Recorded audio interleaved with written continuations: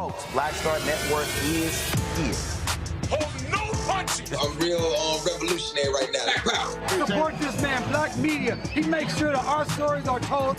Thank you for being the voice of Black America, Roland. Stay black. I love y'all. All momentum we have now, we have to keep this going. The video looks phenomenal. See, this difference between Black Star Network and Black-owned media and something like CNN. You can't be Black-owned media and be scared. It's time to be smart. Bring your eyeballs home. You dig?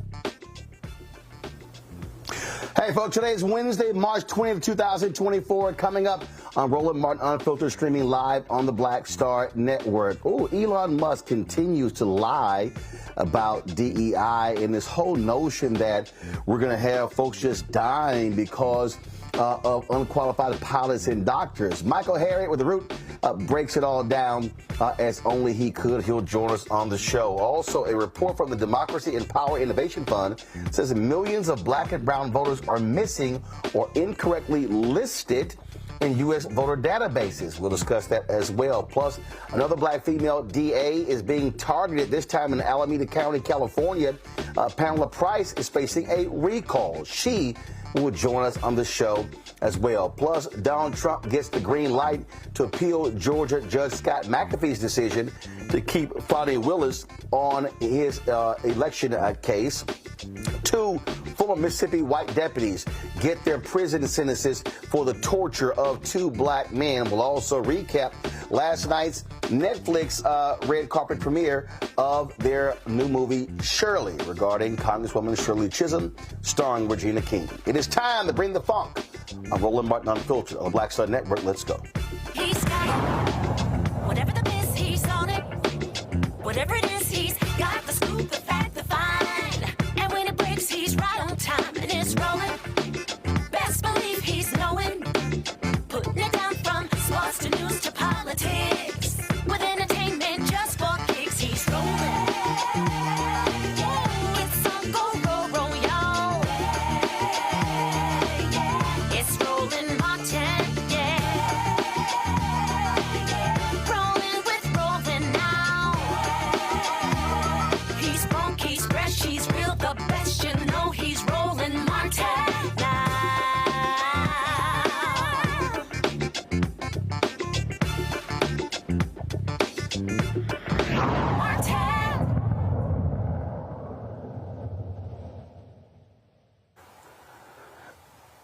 So I always get a kick out of these white folks who love to lie about DEI, affirmative action, diversity, because their standard protocol is to say that, oh, standards are being lowered if we allow these people in. Well, one of the folks who continues to suggest those things is Elon Musk. Of course, he owns Tesla, SpaceX, and a whole bunch of stuff, richest person in the world, but frankly, an absolute idiot when it comes to these issues. And so he repeated this nonsense in a conversation that he had with Don Lemon. And so I hate to even play this sheer stupidity, but go right ahead. Listen, let's talk about diversity, equity, and inclusion, all right? That's been a target of yours lately on X. There was a repost of Ben Shapiro that you claim that DEI is killing people. Specifically, you point to medicine. You claim that DEI programs are putting people at risk. Do you really believe this to be true, and what evidence do you have to support it? What I was referring to there was that if we lower the standards for doctors, so that they, if the test for a doctor is lowered, then the probability of them making a mistake and killing someone is obviously going to be higher.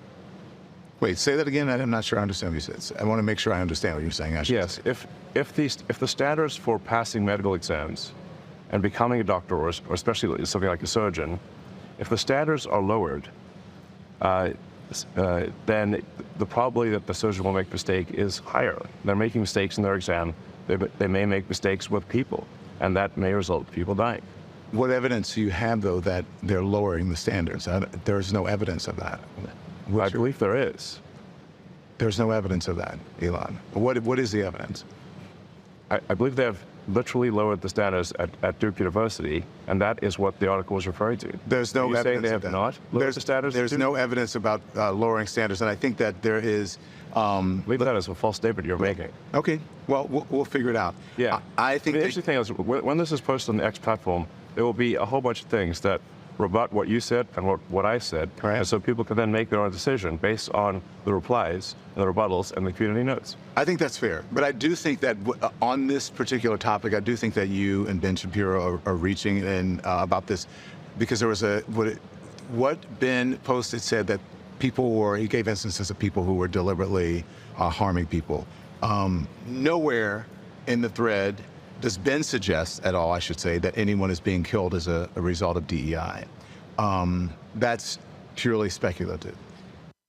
Purely speculative. All right, so that was their back and forth. Michael Harriot with the Root Joneses right now. Michael, glad to have you on the show. So, first of all, this is beyond hilarious. And here's a piece that people need to understand. In the history of America, this is what white folks have always done. I don't care, take the area. White folks have all, racist white folks like Elon Musk, have always suggested, if we let them in, everything, quality is going down, standards are going down. We're going to hell in the handbasket if we let these folks in. He is simply following the footsteps of white supremacists, white nationalists in the long racist history of the United States. Yeah, he definitely is. Well, I always have to begin this conversation, first of all, by saying, I'm with theGrio, and that Elon Musk wouldn't be an American if not for the 1965 Immigration and Nationality Act. That was the result of the civil rights movement. That was basically a diversity program. Like, he is an American because of diversity, equity, and inclusion program that was started by Black people in America. So we got, that's the foundation of how he even gets to say these things, right? Like, he's talking about he's a free speech advocate when he's part of the diversity program that we created. Second thing is, the insinuation and the conflation of, lower standards with diversity, equity, and inclusion is just something white people made up.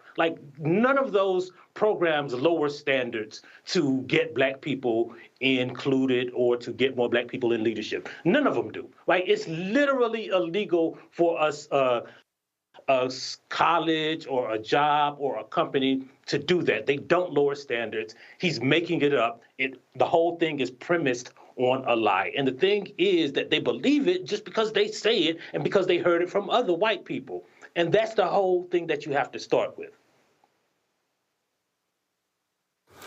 And the thing here, Michael, the thing that we have to recognize is that they have in their mind all of these jobs are ours.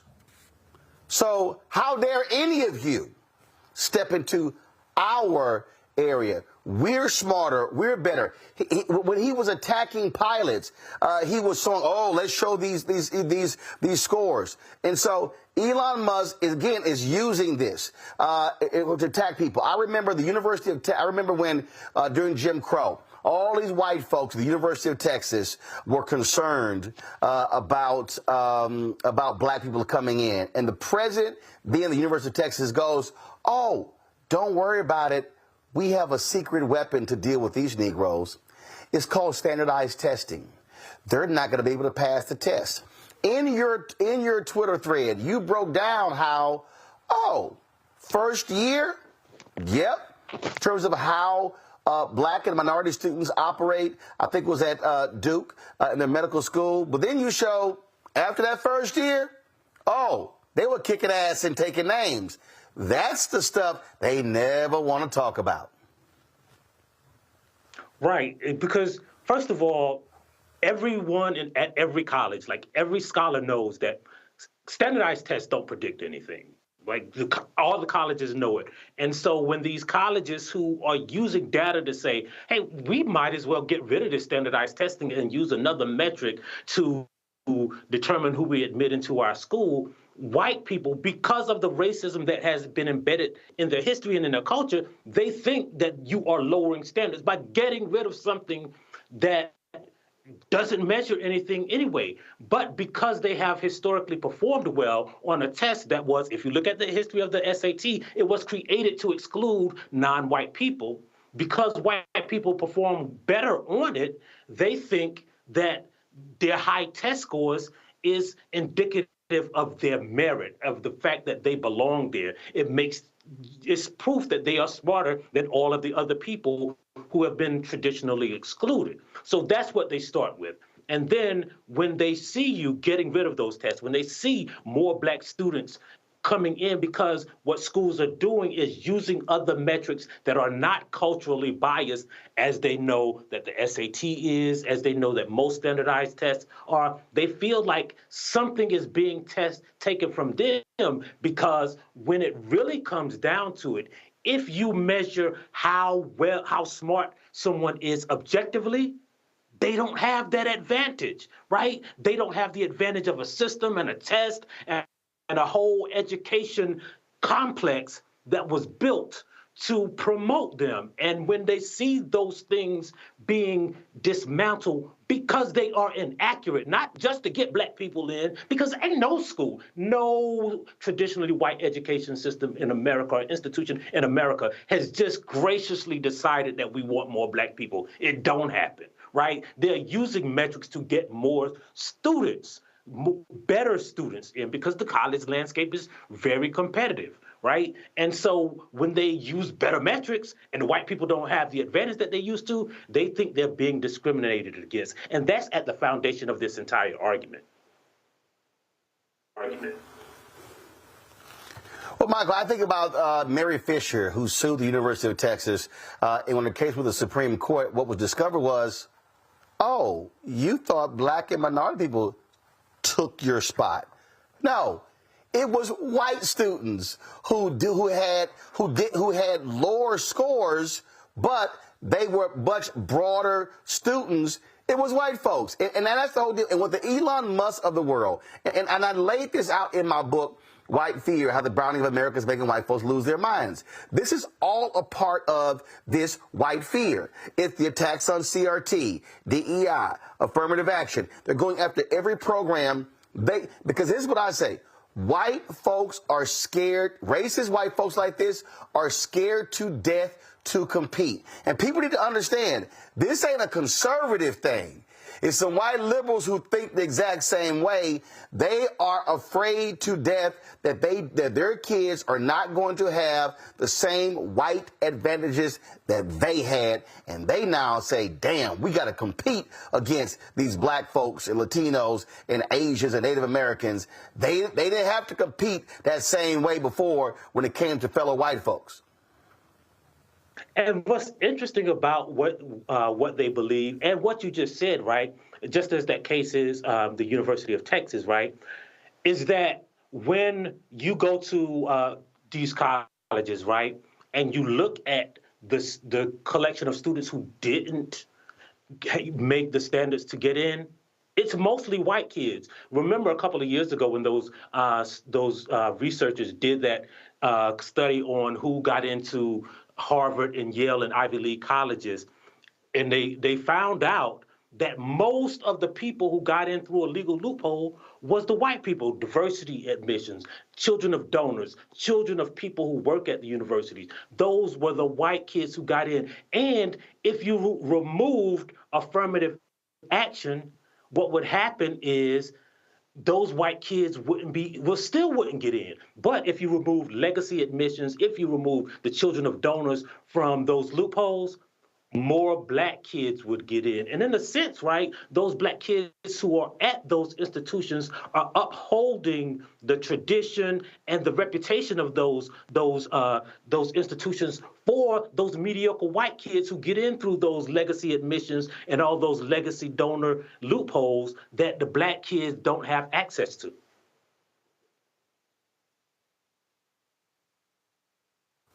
I'm going to bring in my panel right now. Scott Bolden, he, of course, lawyer there in Washington, D.C., joins us. Rebecca Carruthers, Vice President of Fair Elections, Senator out of D.C., Reverend Dr. Todd Yeary, pastor and attorney, former EVP of Rainbow Push Coalition out of Baltimore. You know what, the thing here, Rebecca, and if you got a question for Michael, go ahead. The thing here is we know exactly what Elon Musk is doing, and he's using his ownership of the platform to drive this. That's why he's brought these white trolls back, these white racists back a lot, and then under the guise of getting free speech. But all of this is by design by people like Elon Musk, because what they want to do, I guess they think that that's going to lead to a bunch of Clarence Thomases. You know, remember, he was just so, oh my God, they're not accepting of me. And so he's despised affirmative action since. Whereas it's black folks like me, like, y'all can go to hell.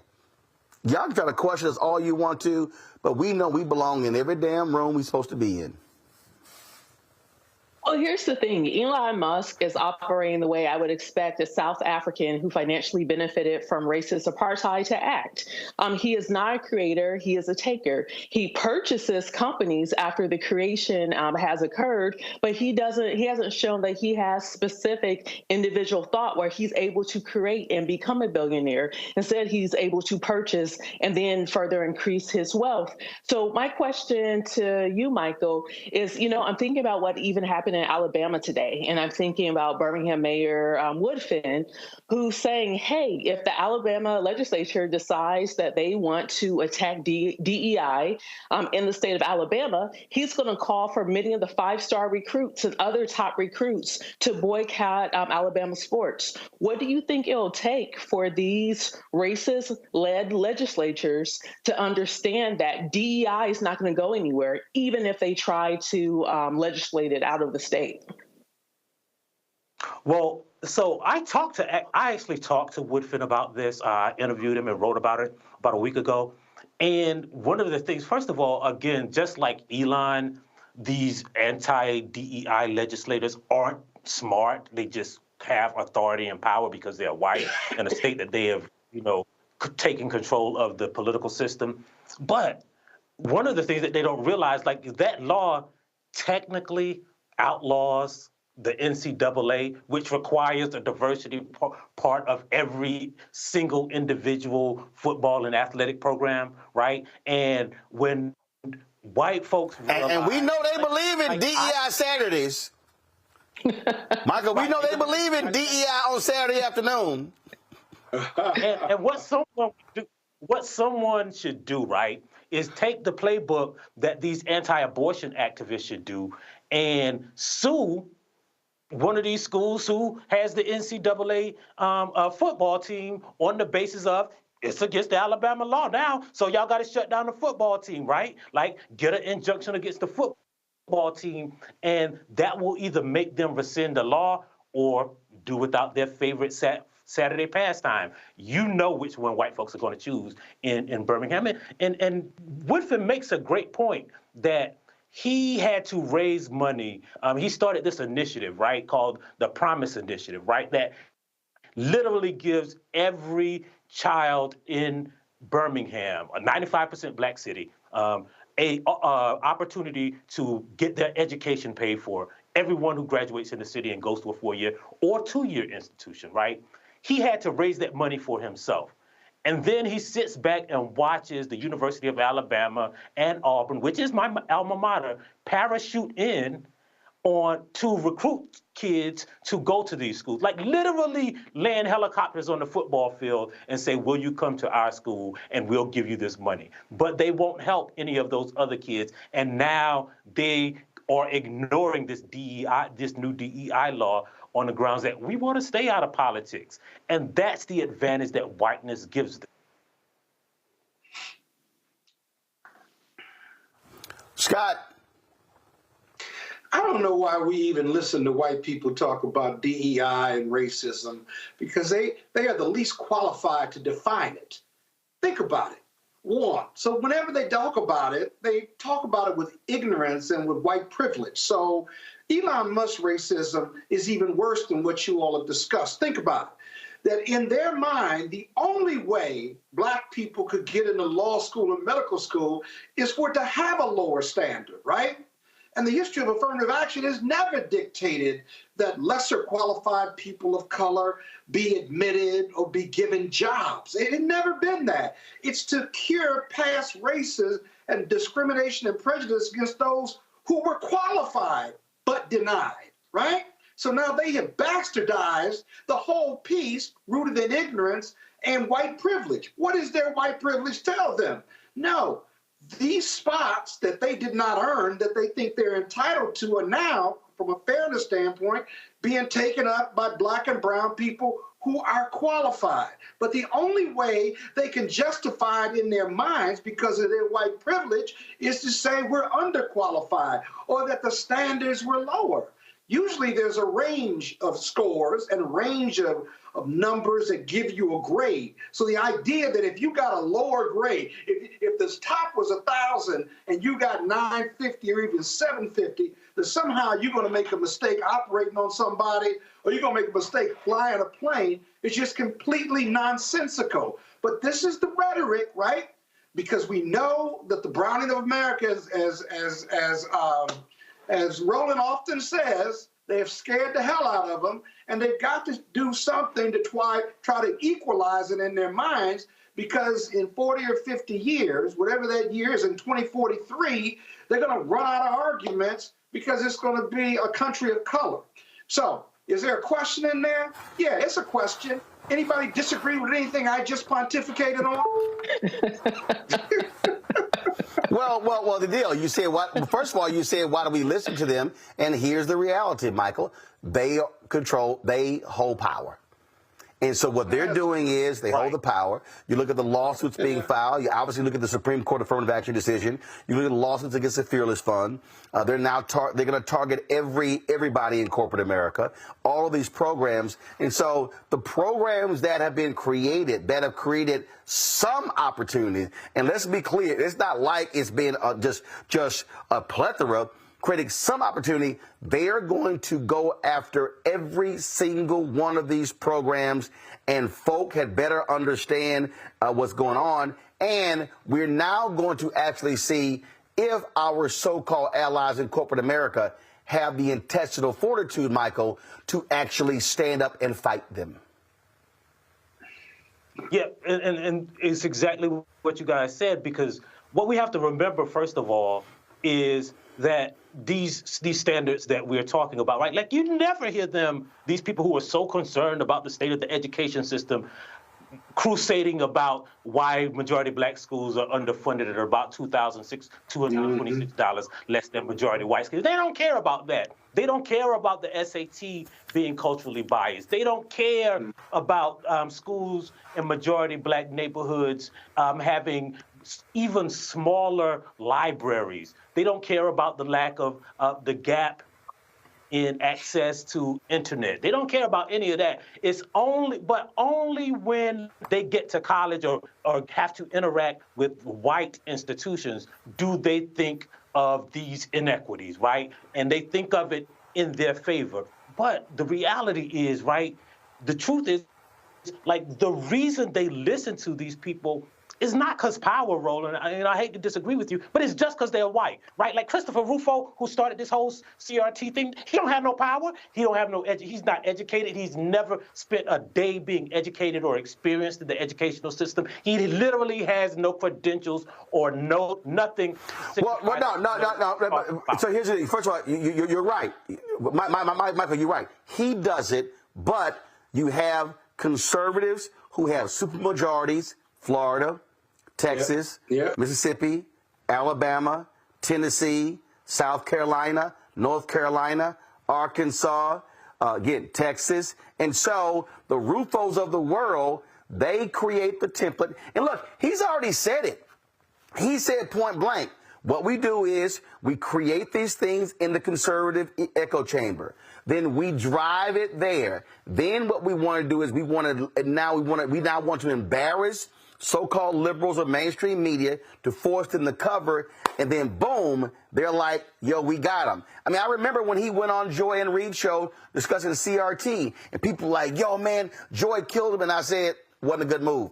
And nothing against Joy personally, but the reason I said it wasn't a good move, because what it did was exactly what Rufo wanted. He wanted it to be to infiltrate her program in MSNBC, and then all of a sudden you begin to see Washington Post, New York Times, LA Times, USA Today. That's what their strategy is. We just have to understand when you're watching their strategy, to your point, like your lawsuit idea is a great one. But you got to have people who believe in this, who are progressive, and others who are equally understanding of strategy. We know what they're trying to do. Their whole deal is to, and he said it, we want to put everything under anything. You hear black, you hear minority, CRT, DEI, that's exactly what their strategy is. Yeah, I agree with that. I think part of their strategy, though, is premised on the fact that they're just listening to random white people. Like right. none of the DEI stuff comes from experienced people. It just comes from random white people. Todd? Let's talk about random white people for a minute, because I think that's at the core of the issue, that white paranoia has broken out due to white mediocrity. When we think about what has happened recently in the DEI space on the heels of UNC and the Harvard decisions, we have to remember that in the background is a Supreme Court that has been trying to find a creative way to undo Brown versus Board since it was a thing. And so we have a Bakke, we have a UNC, we have a Harvard, because they are intentionally dismantling the leveling of the playing field around inclusion, right? Because at the end of the day, to Scott's point, is that affirmative action is not a justification for a false inclusion of someone who's unqualified. It says once you have established that everybody in this pool is now qualified, you can use race as a mechanism to address historic racial inequities, right? It's not that we're hiring unqualified people, we're hiring equally qualified if you lower the baseline to include random white people. But if we were really doing it at the standard that black people do it, the standards would be much higher, and it's not even a competition. So, Michael, my question for you, in the midst of this litigation legislation moment, other than just kind of keeping up the strategy where we've always had to fight it out with the current court, 6-3, with state courts, and to Roland's point, he basically called out all of the states of the Confederacy, who lost, by the way. That's a historical fact. This replaying of kind of an old tape. What is the thing that we need to be paying attention to before we get, in the words of that Spike Lee joint, bamboozled again? Like, I think one of the things that, like, not necessarily mistaken assumptions that we have is when we get these victories, when we get an affirmative action into to colleges, when we get DEI policies, when we get an abortion law, when we get a voting rights act, we think we won when they never stopped trying to dismantle it, right? Like they never, like, their fight never ended, right? Even though we got the Voting Rights Act, they never stopped trying to stop black people from voting. And so I think like we have to realize that everything that we fight for is we have to keep continuing to make it a reality. And we can never assume that anything is a victory. It is just a step forward that we just have to lean on and make it closer to equality. Because in reality, right, like there's nothing that we achieve that they won't try to dismantle, right? So we have to simultaneously fight for progress while trying to maintain the advancements that we already made. And that's just the burden we have in this country. It's unfair, it's exhausting, but it's a thing that we have to realize. Well, and also what has to happen to close this out, we've got to stop having these so-called exceptional Negroes act like they're the only ones. If you are a black board member, we need you to do more than just simply pick up a check and you get stock options and help your family. If you're a black senior executive or even a CEO, we need you to do more. We need you to open that damn door and flood the zone like them white boys do. I mean, let's just be real clear. They hire who they want to hire. And it's stunning to me, and I've had conversations with black folks who become presidents of organizations and CEO, whether it's media companies or whether it's, pharmaceuticals or any other kind of company. It's like they get in there and it's like, oh, I can't do too much. The hell you can't. The hell you can't. And the bottom, I look at it like the NFL. The Tony Dungy coaching tree is significant. If you begin to look at some other black coaches, that's what they do. I'll pull up in a second the brother who just got hired at the UCLA. Okay, he got 12 coaches on his staff, 10 of them black. That's what you listen. It ain't out of the norm for what? Huh? I'm saying Mike Tomlin is doing the same thing, right? Like, look at his quarterback room right now. Like, he got it. It's an all-black quarterback room, right? Yeah, well, no, that's his quarterback room. But Mike ain't had a great record of hiring black offensive and defensive coordinators. But that's another story. He is a Kappa. But here's the whole point here is again. I knew you would. Stop. You gotta do it. You can't do it. Can we get through one show without you effing with the Kappas? Okay. Don't nobody say nothing about them alphas. Okay. So let's just get through one show. Because you can't. But let me tell you this. If black people in senior C-level suites, if black people who are appointees at high levels in the government, if they don't bring others along as they go along, why the hell are they there? What use are they if they're not opening these doors? If they're just thinking about themselves and their family, got it, okay, but you don't share our values. See, I say this all the time to you, Roland. I'm voting for people and supporting people, whether it's politically or financially or charitably. I support people who share our values, because black people ain't always supportive of our values as black people. And those are the ones that are self-serving. I want somebody in those positions who are going to bring others along as they go along, open those doors, and be fearless when they are the only ones in that room either making the decision or advocating or persuading people that don't look like them that this is the right thing to do. If they don't have that skill set, they shouldn't be in that position, period, full stop. And Roland, Robert is right here, because here's the bottom line. Rebecca, go ahead. Go ahead. Sorry, here's the bottom line, and Robert's very right here. When black folks are appointed or are elected and become CEO, they're only going to be there for a finite time anyway. So even the whole idea, I don't really want to rock the boat because I'm scared because I could be kicked out. Guess what? Your black behind is going to be kicked out at some point. So you might as well do the maximum benefit that you can for black folks while you have the position. This is America. And you're not going to have that position until you die. And you're going to get kicked out quicker than your white counterparts. So you better get to getting while you're there. That's the... You'll get that for a year or two. Michael, final comment. Right. Michael, final comment. I think the bottom line is that, like, white folks need to stop with their tears and realize that there's something called facts and reality, and like no one's coming to take things from them, and all they got to do is just try to be excellent instead of mediocre, and they wouldn't have to worry about any of this. That's right. Fair enough. Well, I agree with you there. And just so y'all thought I was joking, this is the UCLA football coach. My man said Eric Bieniemy is on his team, and you see Deshaun Foster. That's the coach. Look at this here. Associate head coach, offensive coordinator brother. Got a Afro Latino brother as offensive defensive line coach. A brother wide receiver coach. Got Rick Neuheisel's son as a tight end coach. Brian Norwood is another black coach. Cody Whitfield, Ted White, Tony Washington, Marcus Thomas. Malo, my man got. I mean, he look. He went out and said, "Hey, this is how we gonna do it." I said too. He got one white coach on his staff, and let me be real clear. If this was any other team, guess what?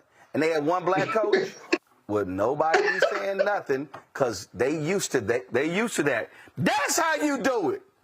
All right. Michael Harriot, I appreciate it, my brother. Thanks a bunch. Look at this. See, Scott, I told you. You know, when you got Omegas with some sense, I bring them on like Michael. I bring them on. Really? So, really? Look, there are exceptions to Omegas and Cows. All right, we got to go. Let's go to a break. We'll be right back. Roland Martin Unfiltered on the Black Star Network. You know how we do it. This is an alpha show.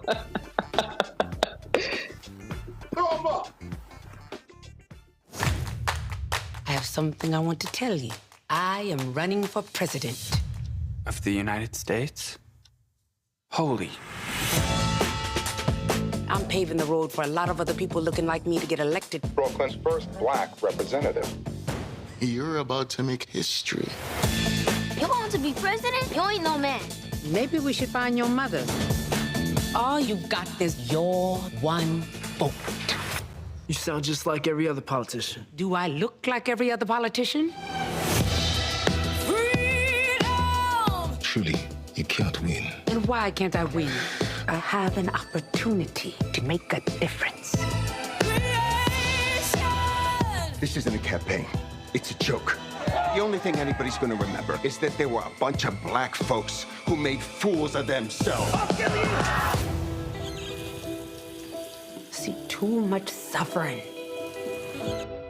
And I don't know how to not try. We're living it proud. Step by step. I don't think I'm special. I just want to remind people what's possible.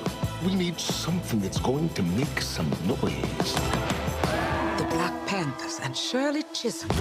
It's like thunder and lightning. I'm going to force all the politicians to be held accountable. You gonna do all that? School teacher from Brooklyn. Harriet was just a slave. Rosa was just a domestic. What is it you do for a living again?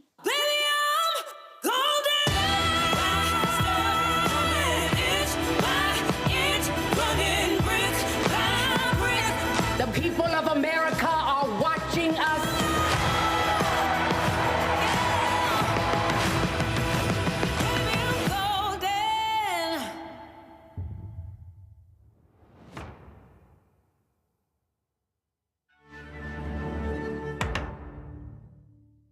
Farquhar, executive producer, a proud family. You're watching Roland Martin Unfiltered.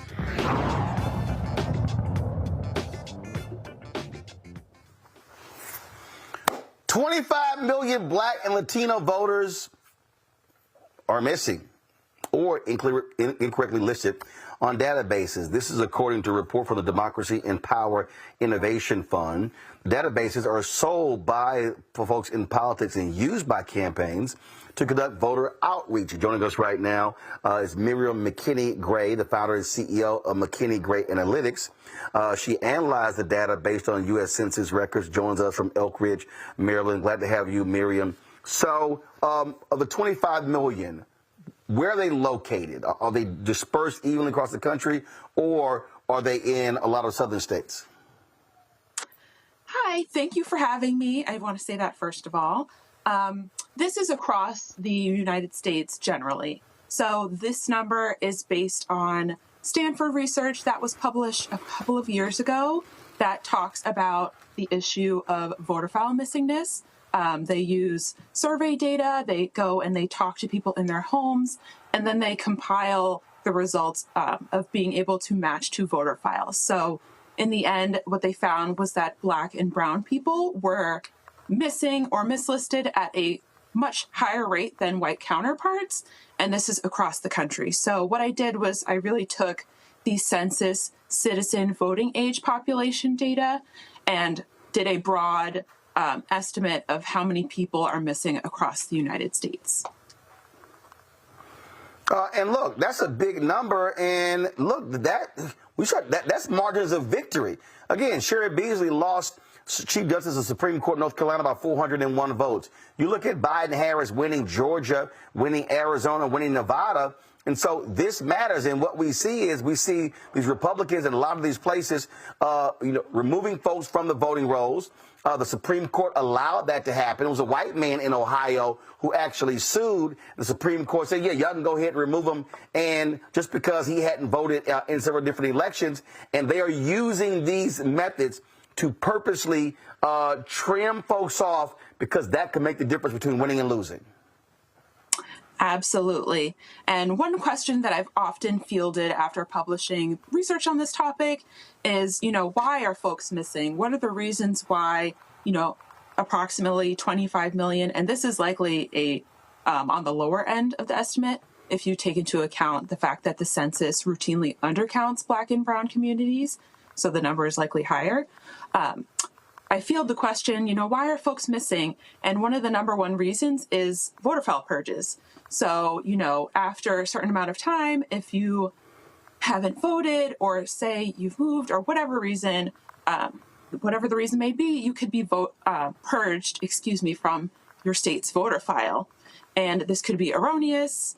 And this is largely one of the reasons why folks are missing. Also, moving from location to location frequently. So we see that renters are often missing or mislisted at a much higher rate than homeowners. And it definitely correlates to socioeconomic status. Additionally, we see things like incorrect voter file models that are sold by commercial data vendors.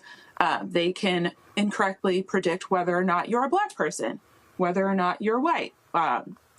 And these types of models are something that I talk about in my research as well. They are really a newer sort of concept. I don't think that the greater public really knows too much about them. I recently learned about them, only about 10 years ago when I was in graduate school. So these algorithms that are based on voter files actually can be really inaccurate, especially if you're Black. And then that then plays into the voter file missingness. So it's very much a cycle, and it's all related in that way. Questions for the panel. Rebecca, you first. Thanks so much for being on here tonight. In my previous role, I've worked in campaigns for about 20 years, and I noticed around 2012 is when I started to see the predictability on race. And as you said, from working on the campaign side, I've often had access to that data. And the data on white people were accurate, but the data on Black people was wildly inaccurate. Latinos, it was a little bit more accurate because it looked at surnames. And then with Asian Americans, Pacific Islanders, it also looked at surnames as well. So my question for you, you show the data. There was a recent New York Times piece that talked about upwards 14 million Black voters have been left out from voting since the Shelby case. So that's been about 11-year buildup. So in your research, do you have possible solutions on how to reach out to this missing 25 million folks? Yes, definitely. I've talked about this topic with my colleagues for about 4 years now since I started my work with the DPI Fund, and we've come up with lots of different tactical solutions. One of them is that folks that we work with, so local and national power building organizations that focus mainly on contacting Black and brown communities and empowering them, that these organizations should curate their own voter files. So whether that be purchasing like a commercial data file from a vendor, and then adding to it, or changing things, making sure that things are correct. That is an option. Creating your own lists of people with demographic information, accurate address information, that is really important. We know each other and we have to build on the trust of our family and friends. That's really important. That's something that I advise. Another thing, which is related, would be lean into relational organizing rather than get out the vote based on a voter file.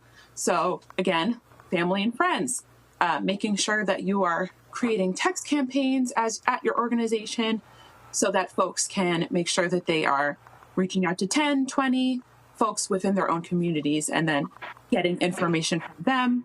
And then a third solution would be leaning into same-day voter registration.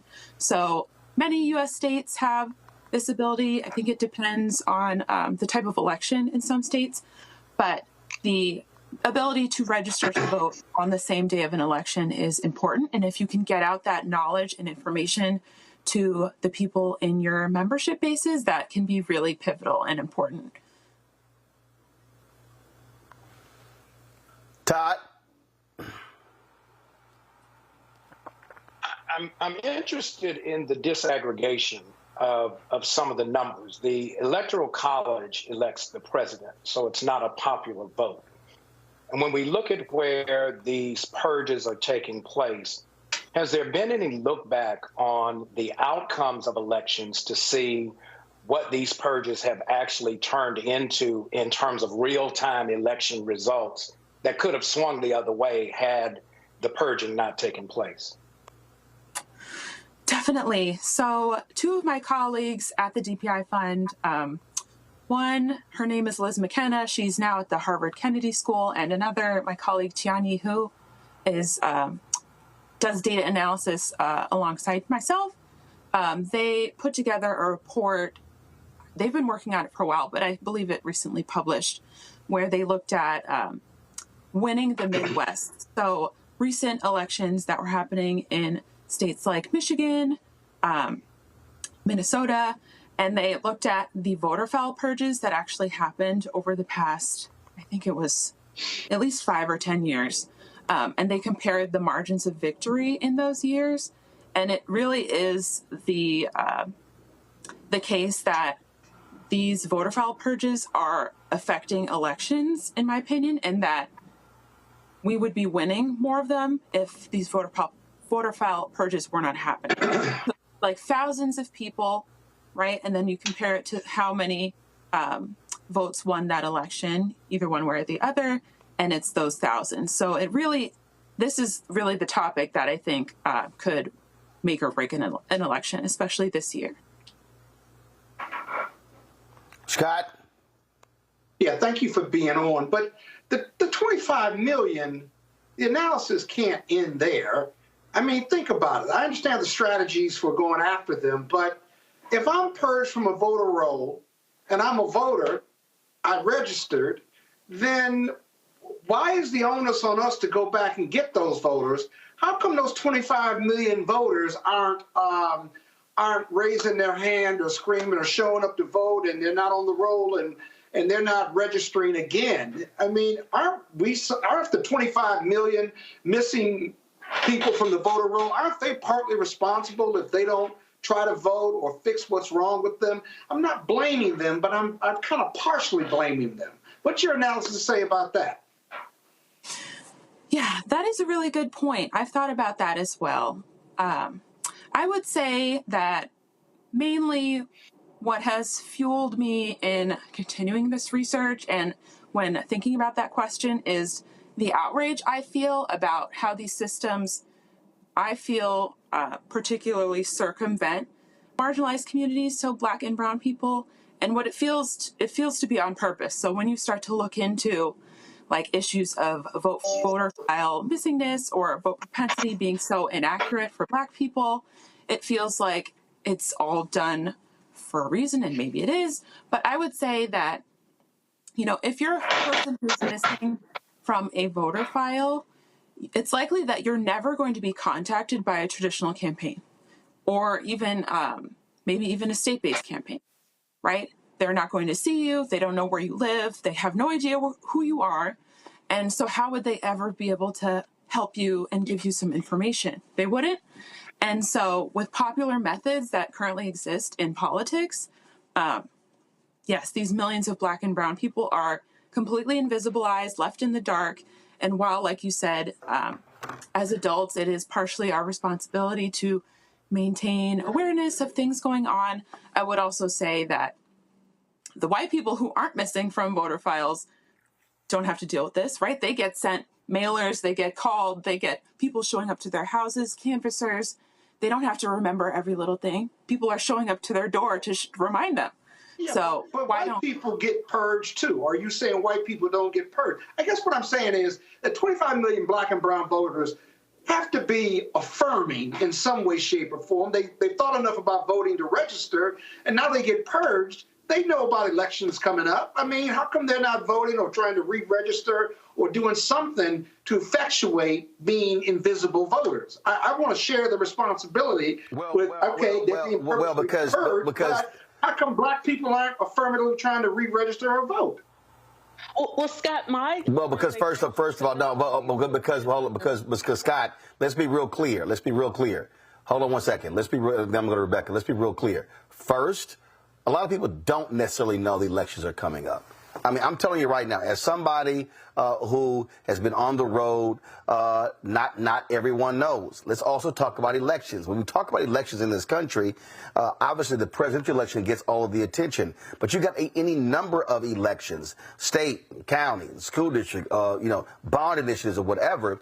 The problem still is that when you have these Republicans who are trying to use every maneuver to shave folks off. To me, if somebody hasn't voted in 2 years and they still living at the address, I don't understand what the problem is. But you have folks who are by design trying to pick people off. Look, the study was done in Georgia. They broke it down. It was only, 4 or 5 people who were responsible for trying to challenge the voting registration of 20, 30, 40,000 people. And so they are passing laws that are letting these renegades do all they can to target people. That's a huge part of this problem. Rebecca, real quick before I go to break for my next guest. Yeah, so Miriam, my organization actually filed multiple lawsuits, including several lawsuits in Wisconsin over voter purge. And Scott, what happens is voters are contacted 2 ways. Either they're a local elections clerk, where they're getting information, and hey, there's a vote coming up, here's your registration, check your registration, or parties are reaching out to them because they're utilizing a voter file. What happens when these people don't show up accurately in the voter file, we also see when you have voter purges that are nefarious that are going on, not the list maintenance that the law allows. These people aren't being told that they're being purged from the list. Instead, they will show up, they will try to vote, and they're told, oh, well, you can't vote today, or we'll give you a provisional ballot. That's not the same as letting them know, hey, you were kicked off, you actually need to go, and you need to fix this defect. So the issue is a lot of people who were registered to vote, wanted to stay registered to vote, aren't being told that they're being kicked off of rolls, or if they get kicked off or they have issues on the day of voting, they're not always being told why. And unfortunately, this disproportionately impacts Black voters and then voters with Latino sounding surnames and Asian sounding surnames. This is a reality in a lot of states in our country. Got it. And then it's compounded not only by that, it's compounded by the moving of voting locations, shutting polling locations down. I mean, it's a whole voter suppression is an entire industry. Miriam, I appreciate you joining us. Thank you so very much. Folks, got to go to a break. We come back. We're going to be chatting with another Black female district attorney, a progressive, being targeted a recall effort, this time in California. You're watching Roland Martin Unfiltered on the Black Star Network. Support us in what we do. Join our Bring the Funk fan club. Send your check and money order. P.O. Box 57196, Washington, D.C. 20037-0196. Cash App, $RM Unfiltered. PayPal, R Martin Unfiltered. Venmo's RM Unfiltered. Zelle, Roland at RolandSMartin.com. Roland at RolandMartinUnfiltered.com. YouTube folks, y'all watching, hit the like button, y'all. We should easily be over 1,000 likes by now. Also, download the Black Star Network app, Apple phone, Android phone, Apple TV, Android TV, Roku, Amazon Fire TV, Xbox One, Samsung Smart TV. Back in a moment.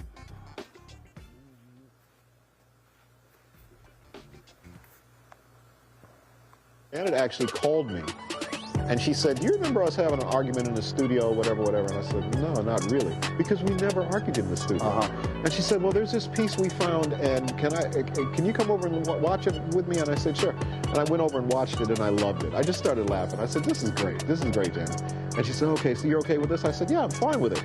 Because literally, we worked together for, I mean, I don't know how many days we've been in the studio together. And literally, we had maybe one argument like that. Right. And it was captured. But of course, that's the thing that, you know, absolutely, people want to see. But yeah, that kind of thing happens. Some days that's with, you know, your voice isn't good today, let's just go see a movie, or let's go just chill. Or, you know, some days it's tough love, like you got to do that again.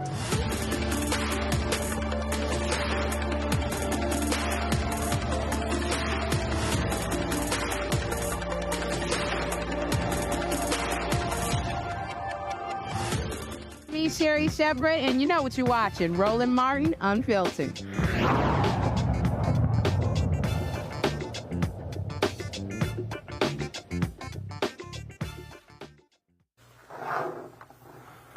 Well, folks, it has been common to see black female district attorneys being targeted and attacked. We've seen it all around the country, and now it's happening in Alameda County, California, where Pamela Price is facing a recall. Look, she was recently elected to the job. Now folks are suggesting that that her criminal justice reform efforts are causing significant problems with crime in the area. Opponents have been actively gathering petition signatures to force a recall election. Since July, they've raised $212,000 from donors, including prominent tech executives, retirees, and former prosecutors. Pamela Price joins us now from Oakland, California. Pamela, here's what's so crazy. You were barely in office, and they were blaming you for crime, and it was like, I wasn't here. We saw what happened in San Francisco, recall there of the DA there. You have all these people going, oh, my God, crime is out of control, but how can you blame a person who wasn't even here when these things were happening? And do you believe that that they're simply blown this out of proportion, and they don't want to own up to the conditions that have been created by many of these tech companies in Oakland and San Francisco as contribute to the problems there?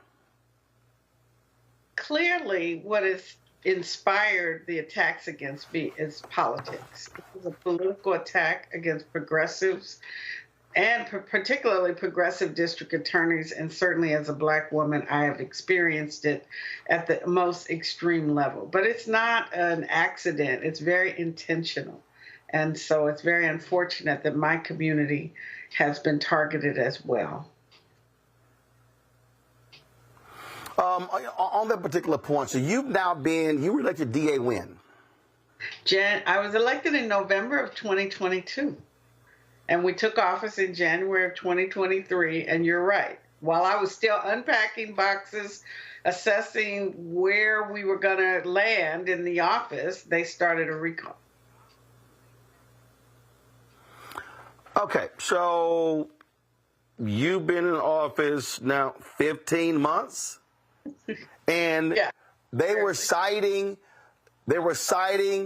oh, these reforms she's instituted aren't working. You hadn't even instituted them yet. No, I had not. The first petition to start the recall started in February. And then the first rally of last year. I took office in January. In February, they started a petition to recall me. And then in April, they had their first rally with signs and banners, very well financed. There they are, signs, banners, financed, well financed already, before we had done anything. So it's not about my policies. This is about politics and moving the country to the right, particularly in the realm of criminal justice reform. So how do you respond to your critics? I mean, what are you saying to them as they try to say, oh, it's her policies, it's all her? And who's standing with you? We say often, every lie has an expiration date. And so what we are telling is the truth, which is that I am protecting public safety. I am working for and about victims, having been a victim myself. In many ways, I'm a survivor of sexual assault, of sexual harassment, of police misconduct, as well as the foster care and the juvenile justice system. So I bring all of that lens of experience, lived experience, to this position. And I understand how victims are treated by the system and what they go through and what they need. And so what I say to them is we are working on improving the services that we provide to victims, despite the allegations that we don't care about victims, that I am in charge of an office that has 400 plus employees and 10 locations. And we are doing an excellent job of rebuilding this office because what we found was that it lacked systems of management, accountability, and communication. And we've taken that task on, and my team has done an outstanding job over the last year. And we are prosecuting people every day in Alameda County. So our strategy is to tell the truth. Questions from my panel. Todd, you're first. I was interested in looking at the video that was playing as you were talking about the situation there in Alameda County, about where they found some of the folks to hold the sign. Some of it just seems to be a little bit incredible for me. Who is actually behind this move to push for this recall? Usually there's a money interest and an identity, either individually or by an organization. Who is actually behind it, and what are we doing to actually discredit the source of the effort to discredit you? We have identified those millionaires who have funded this recall. In particular, one person, Andrew Dreyfus, has spent more than $500,000 on it. These are real estate developers. As people may know, Alameda is under the stress of gentrification, particularly my beloved Oakland. And so there are real estate developers that don't want to see a progressive prosecutor who will try to fix our problems without over-criminalizing and locking people up. So we've identified the millionaires. They've spent $3 million to get signatures for this recall. And if it were not for that $3 million, we would not be having this conversation. What's the value of the land that they're trying to take control over? I'm sorry. We have Alameda County is a beautiful area. Oakland is perfectly situated. We are at the crossroads of the East Bay. It's a fabulous area. We have on the south, we have the Silicon Valley. On the north, we have the Napa Valley. So we are perfectly situated for people to want to come in and move folks out and take over this property. It is a land grab for sure. Yeah, but Scott Golden here. But Pamela, having represented female district attorneys as a criminal defense lawyer, I agree, you all are all under attack. But what makes your piece unique is that the recall started 30 days roughly after you were duly elected. Your discretion is key to your position. And others that don't look like you all around this country have been free to exercise discretion because the people, the voters, have said they trust your discretion. Here, it started almost immediately.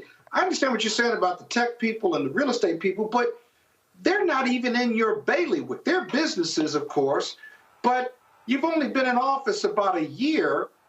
We know that police reform and prosecutorial reform and not prosecuting low-level crimes works. There's empirical data from like Johns Hopkins to say that it works and it frees resources. And you look at bad cases from 20 years ago and you take another look at them. That all works and makes the system better. I know you're saying that.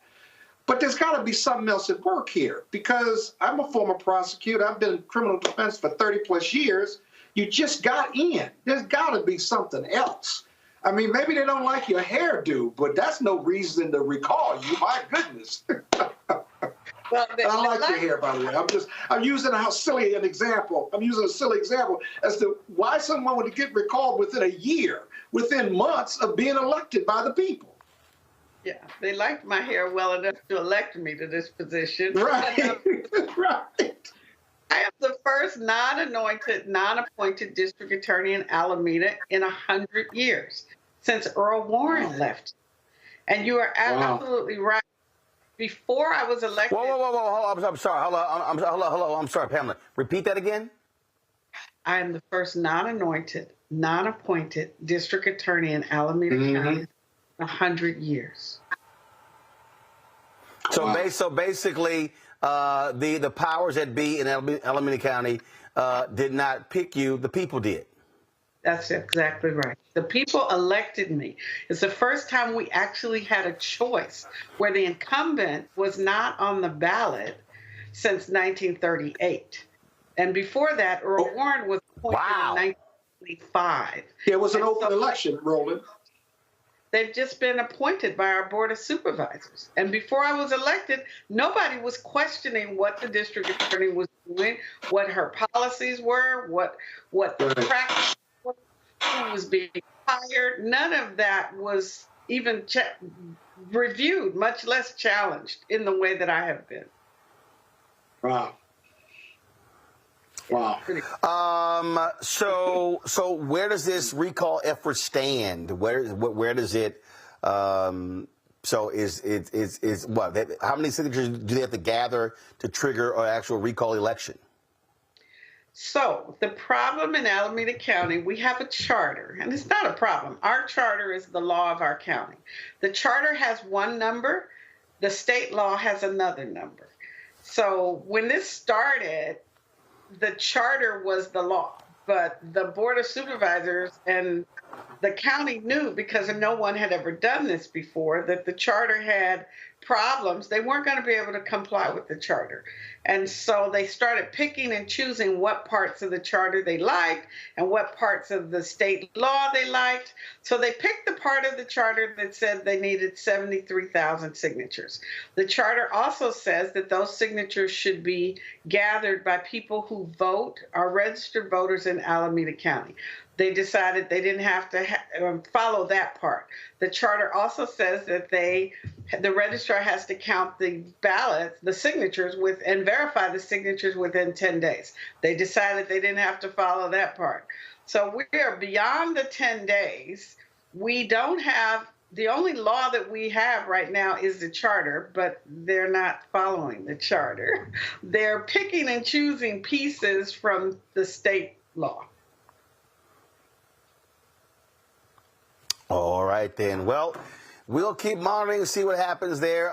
Keep up the fight, as I'm sure you will. We will protect the win. And if folks want to help us, we're contemplating legal action based on what we're experiencing. Please go to protectthewin.org and check it out and donate if you can. Thank you so much for having me.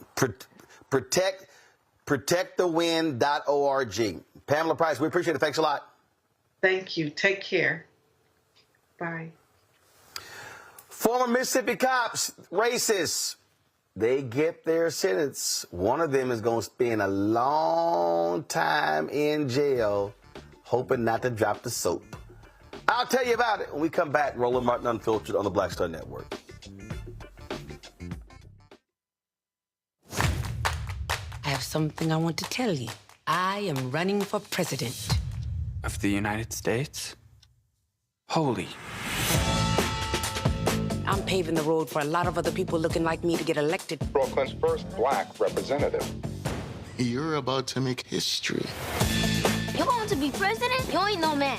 Maybe we should find your mother. All you got is your one vote. You sound just like every other politician. Do I look like every other politician?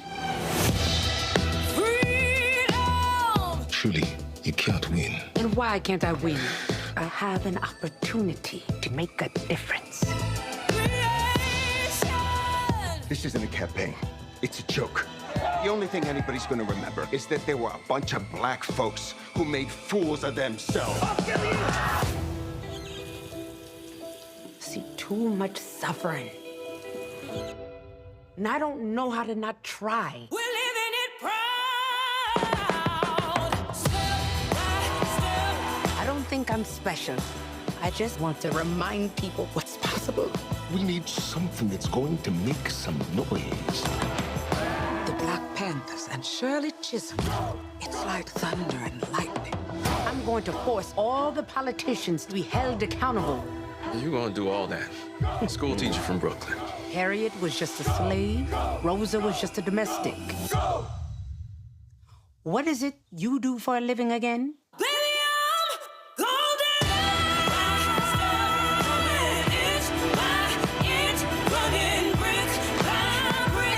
The people of America are watching us.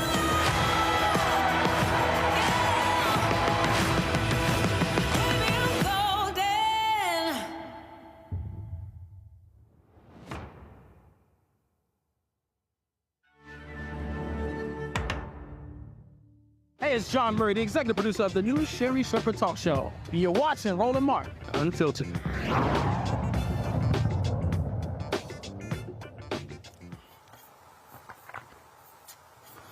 So, folks, remember we told you about those white cops in Mississippi, now former cops, who viciously tortured 2 black men? Well, 2 more learned their fate today in a federal courtroom.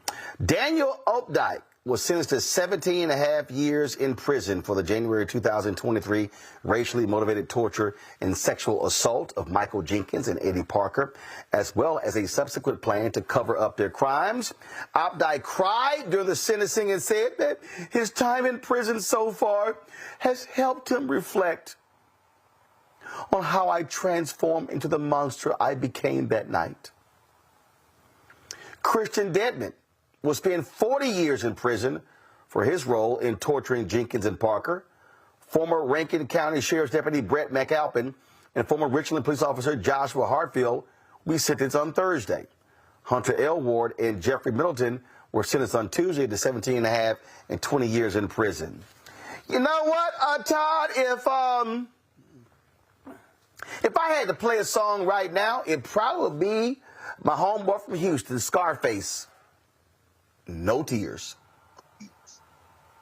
Yes, it's hard to muster up a little bit of concern when, quite honestly, the sentence should include not only time but experience. Let the same thing be done unto you that you did unto others. That's called the law of reciprocity. But since they've been spared that, now they get to come away with this all of a sudden redemptive response that says, oh, I can now see the error of my ways. It's amazing what getting caught does to make you see the error of your ways. But the truth of the matter is that there's a system that enabled this behavior all the way up to the point that they were actually caught. And so we have to go back and not just find a bit of satisfaction in their sentencing, but some motivation to go back and change the system that allowed it to flourish and fester until it got to this point. We've got more work to do. Scott, I ain't trying to hear a damn thing from these racist bastards. Yeah, 2 points I want to make. This goon squad, they were especially inhumane. They not only sodomized and beat and shot and other things to these 2 black men, but they had a reputation. They did this to a white motorist before they even did this to these 2 black men in this house who were allegedly living with a white woman.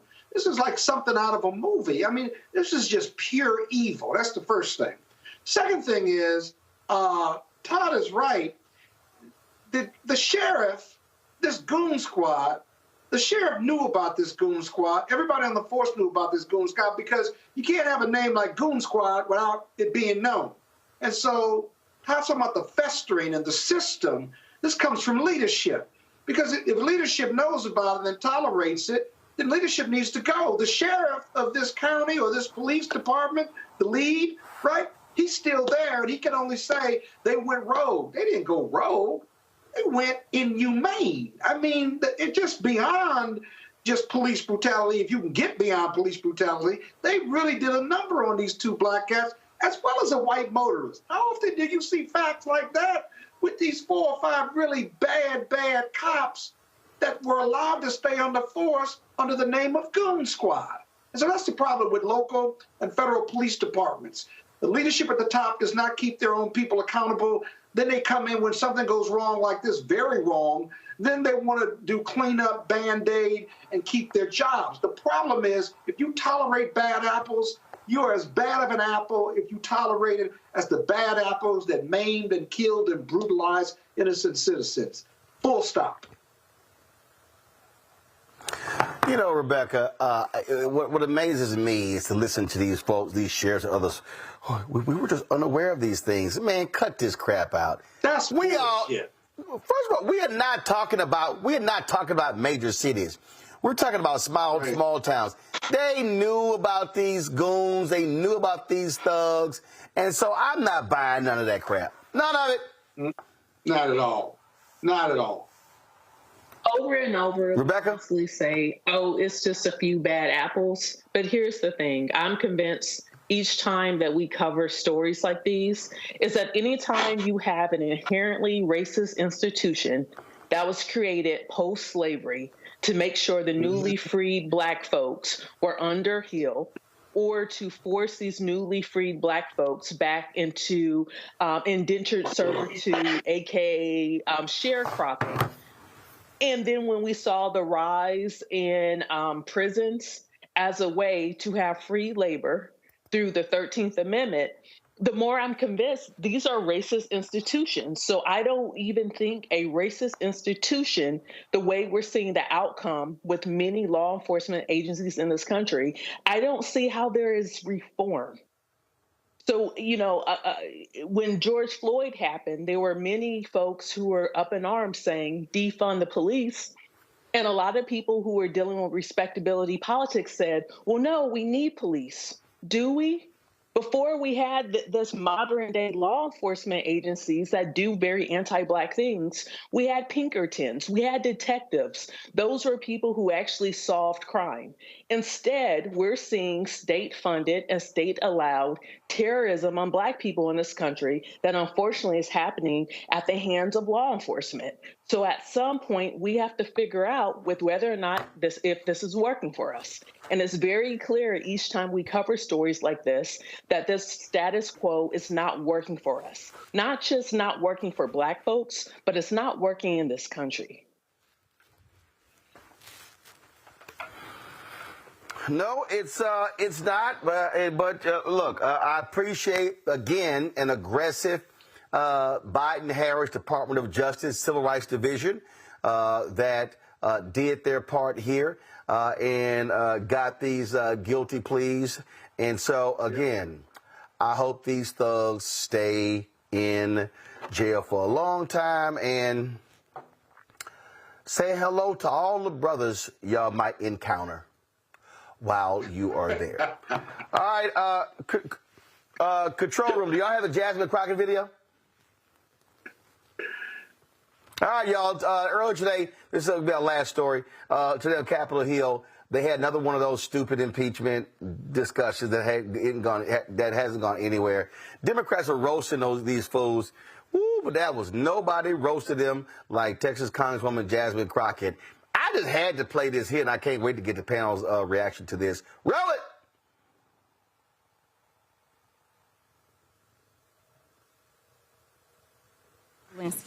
Do you know who Elections LLC is? Yeah. Well, it's not a who. Okay, well, do you know what it is? Yes, it's a LLC. Okay, and is it the LLC that your attorney works for? I believe so, yes. You believe so, okay. So at this point in time, I'd ask unanimous consent to enter into the record a document indicating that the law firm representing Tony Bobulinski was paid $10,000 as recently as January of this year by the Save America PAC, which you may recognize as Donald Trump's PAC. Without objection. Thank you. Now, so far in this hearing, it has felt like the worst episode of The Apprentice. I'm sure you're familiar with that show. It seems like my colleagues and maybe you and some others are trying to become the next vice president of the United States of America. You're auditioning or something like that because, Mr. Bobulinski, I know that you take exception to the fact that your credibility has been called into question over and over. But when someone comes to testify under oath, whether it's before this committee, behind closed doors, or in person, then we have to evaluate someone's credibility.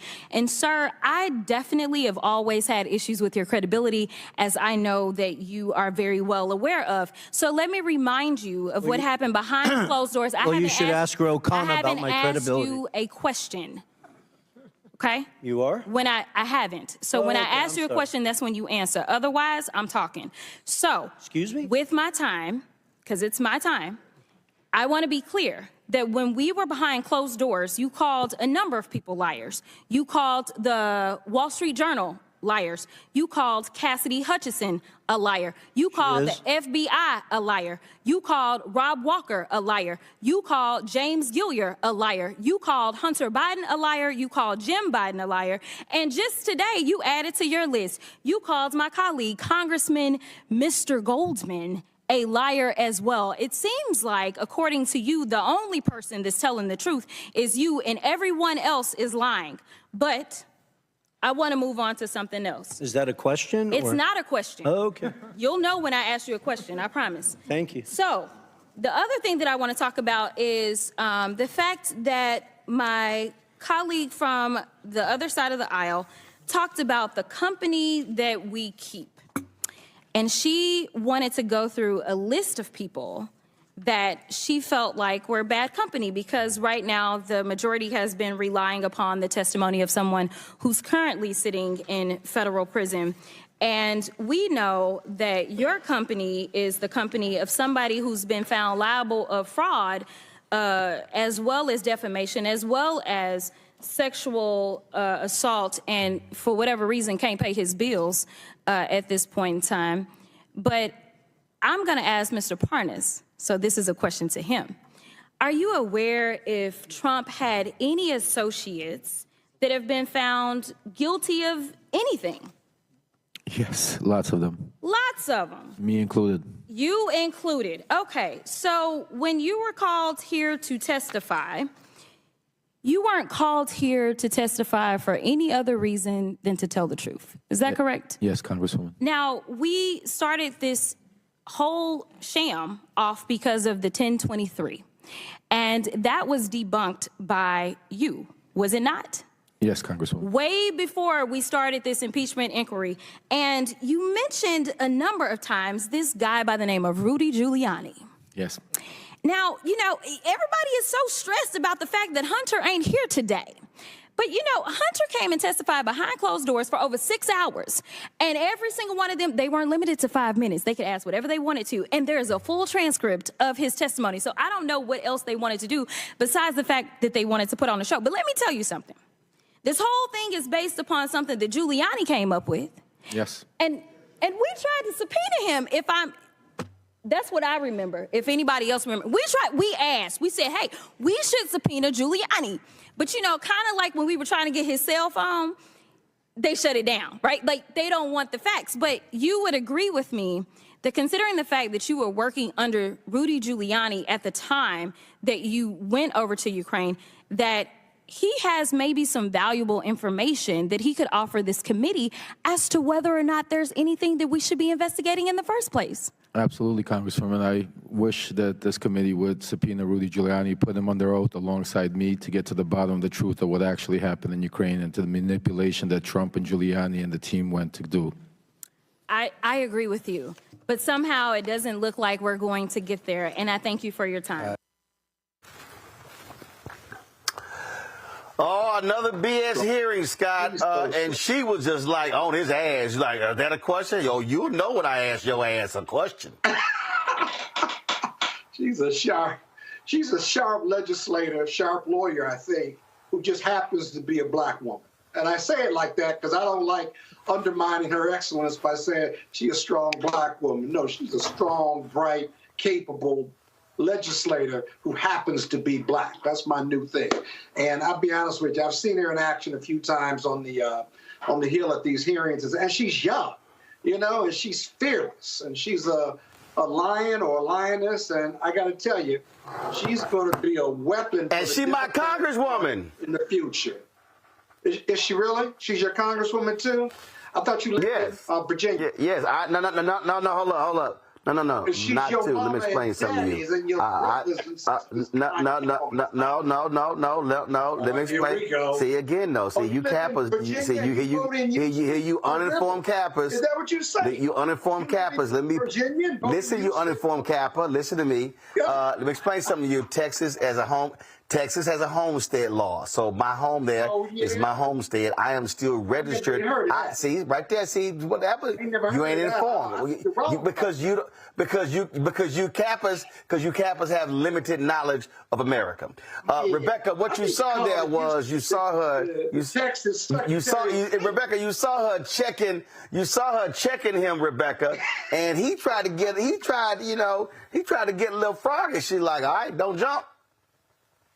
You know, I would say her being a strong black woman, her being a black woman is a golden crown. So I'll always lead with she is a black woman who is an excellent legislator on your behalf and other Texans in the Dallas area. All right, fair enough. I think it's fantastic. You know, I really like seeing how she's evolving on the national scale. And when people talk about what is the future specifically of the Democratic Party, we are looking in real time at the future of the Democratic Party. One thing that I appreciate about Congresswoman Crockett is that even though she is a part of the Democratic Party and the apparatus, she also leads with black values, and I think that's important.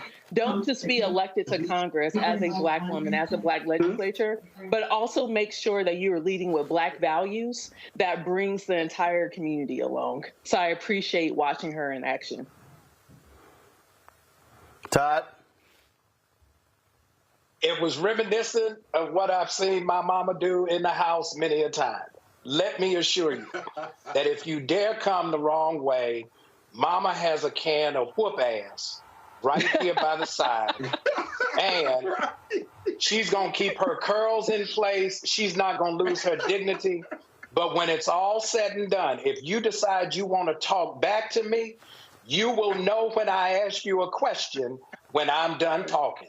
That is classic out of the playbook of black excellence called Mama. Kudos to Congresswoman Crockett, and I like the fact that she got left to say, I want Rudy to come sit next to me too. At the end of the day, Mama Wit will ruin all of your hustle and make everybody look like blithering idiots, and not one person that I heard from that clip came back.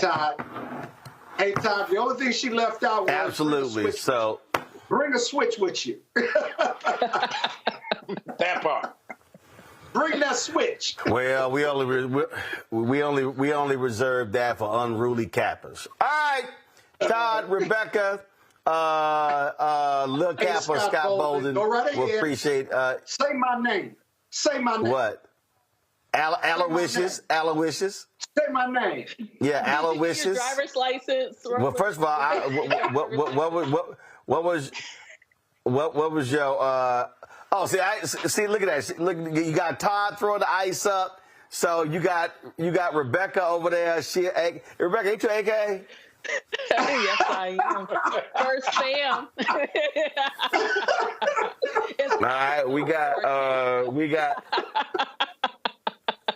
Oh God! We got Scott, and we got Scott over there dropping canes, or shitting, whatever the hell y'all do these days. I'm shitting it now. I don't know what y'all do. I I don't know what the hell y'all do. I don't know what the hell y'all do. So y'all do whatever. We don't care. All right, that's it, y'all. Yeah, we don't. Just close the show out now. You got to talk about the Capitals. Just close the show out because I got something to go do. See, let me hold on. Let me pull up my iPad. Let me find it. I've got to go. We don't have time for this, Roland. Roland, you can tell us about giving your driver's license in Texas. You can talk more about that. My driver's license is a Texas driver's license. Matter of fact, I'm gonna find a video on my iPad of the Kappas dropping them canes at Clark Atlanta homecoming, and so we're gonna keep that on a forever loop for Scott. That's a rerun.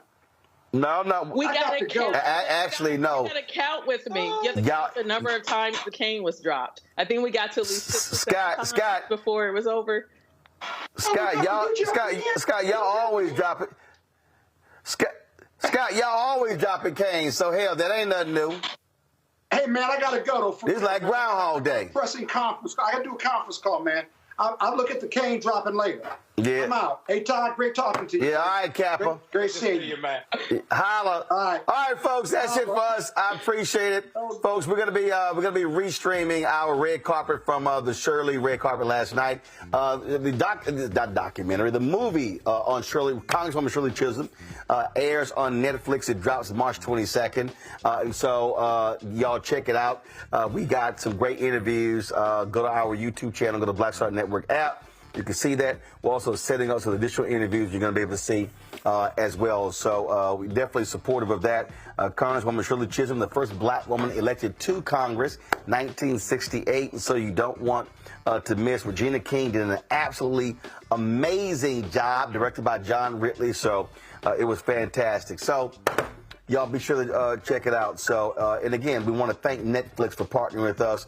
See, let me tell you what happened. All these other people, Stars, HBO, Showtime, Prime Video, Hulu, Peacock, HBO Max, all these people, they always want their talent to come do our show. So they value our audience by wanting to send their talent to do the show. They never want to bring advertising dollars. And I'm like, no, y'all can't come on. Straight up, y'all can't come on. And so we appreciate that Netflix respects our audience enough to say, hey, we have content, but we also have advertising dollars. And so we appreciate that. Folks, that's it for us. Be sure to support. First of all, I'm rocking, drop the lower third. Y'all see I'm rocking St. Augustine University. They're having some difficult issues, lost their accreditation. We're going to be talking about that as well. But I just want to go ahead and, rock their hoodie today.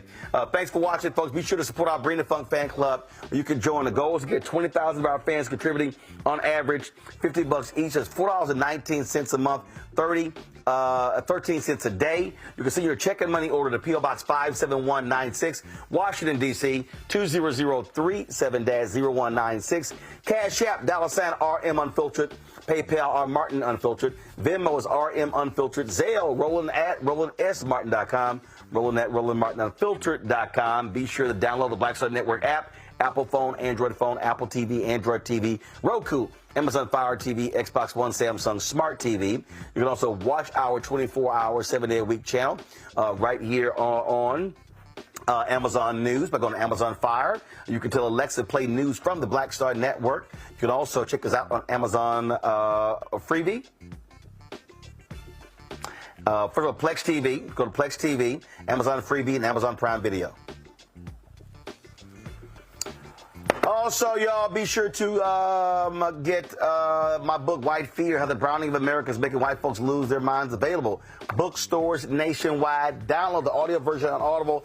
And we're going to play in a second, so Control Room, get this ready. Y'all, my one-on-one interview with one of the greatest musicians, producers in history, Jimmy Jam.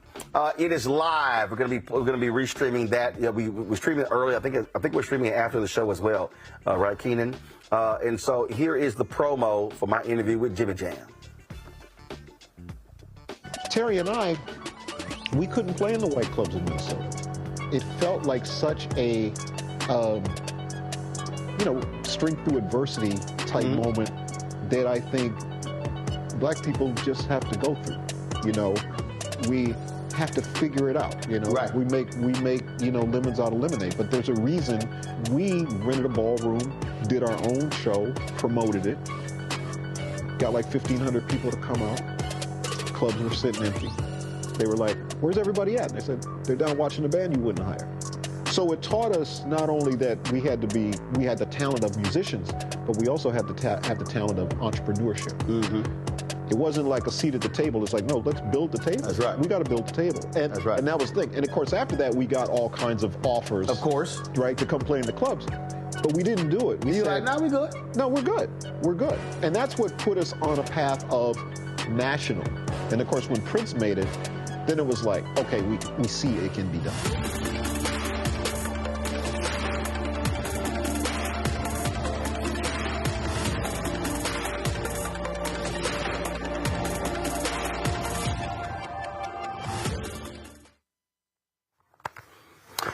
Folks, so be sure to check that out. My conversation with Jimmy Jam. That's it. I'll see y'all tomorrow. Right here. Roland Martin Unfiltered on the Black Star Network. Holla! Black Star Network is here. Oh, no punch! I'm real revolutionary right now. Thank you for being the voice of Black America. All momentum we have now, we have to keep this going. The video looks phenomenal. See, there's a difference between Black Star Network and black-owned media and something like CNN. You can't be black-owned media and be scared. It's time to be smart. Bring your eyeballs home. You dig?